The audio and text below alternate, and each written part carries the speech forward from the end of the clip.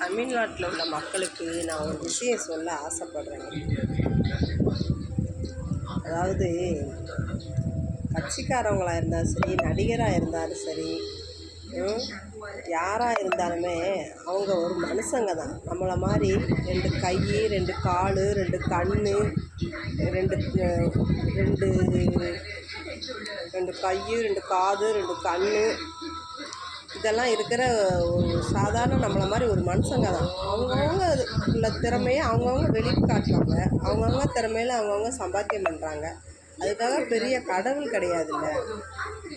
ஏன் அவங்களெல்லாம் பார்க்கணுன்னு சின்ன பிள்ளைங்களுக்கெல்லாம் அந்த படத்தை காட்டி காட்டி, நடிகரை காட்டி காட்டி அவங்க அப்படி இருக்காங்க இப்படி இருக்காங்கன்னு சொல்லி பார்க்க போய் பாருங்கள், 10 குழந்தைங்க போய் எத்தனை பேர் போய் குடும்பத்தில் இருக்கிற ஒவ்வொரு உயிரும் 41 பேர் போயிட்டீங்க.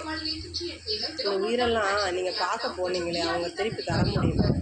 கொடுக்குறாங்க, அவங்க லட்சக்கணக்கில் கொடுக்குறாங்க, கோடி கணக்கில் கொடுக்குறாங்க. ஆனால் அவங்களால ஒரு உயிரை கொடுக்க முடியுமா?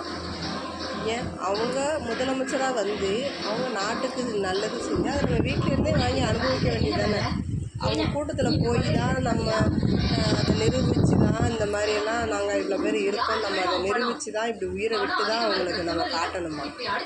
ஏங்க இது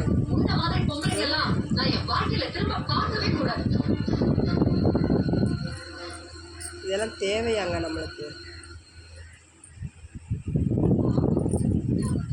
இதெல்லாம் தேவையா? அவங்க எத்தனை கோடி கொடுத்தாலும் ஒரு உயிர் நம்மளுக்கு நம்ம கூட இருக்கிற மாதிரி வருமா? இன்றைக்கி உட்காந்துட்டு நாளைக்கு ஒரு தண்ணி கேட்டால் அந்த பணம் வந்து அந்த கோடி கணக்கில் வர்ற பணம் வந்து அந்த தண்ணி மோந்து கொடுக்குமா? இதெல்லாம் தேவையாங்க?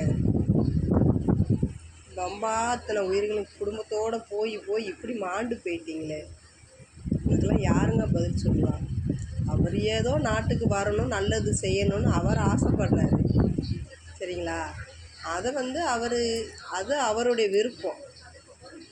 அதை அவர் ஜெயிச்சு வந்ததுக்கப்புறம் நம்ம அனுபவிக்க போகிறோம். அதை நம்ம வீட்டில் இருந்தே அதை பார்த்துக்கிட்டு இருக்க வேண்டியதானங்க டிவியில். ஏங்க இப்படி போய் மனசு ரொம்ப வேதனையாக இருக்குங்க. இந்த மாதிரிலாம் இனிமேல் போகாதீங்க, இந்த மாதிரி உயிர்களை இழக்காதீங்க.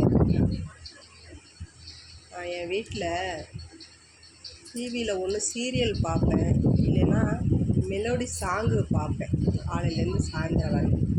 ஆனால் இந்த 3 நாளும் பார்த்துக்கோங்க, இந்த செய்தியை மட்டும்தான் நான் பார்த்துட்ருக்கேன். அவ்வளோ மனசு வேதனையோடு.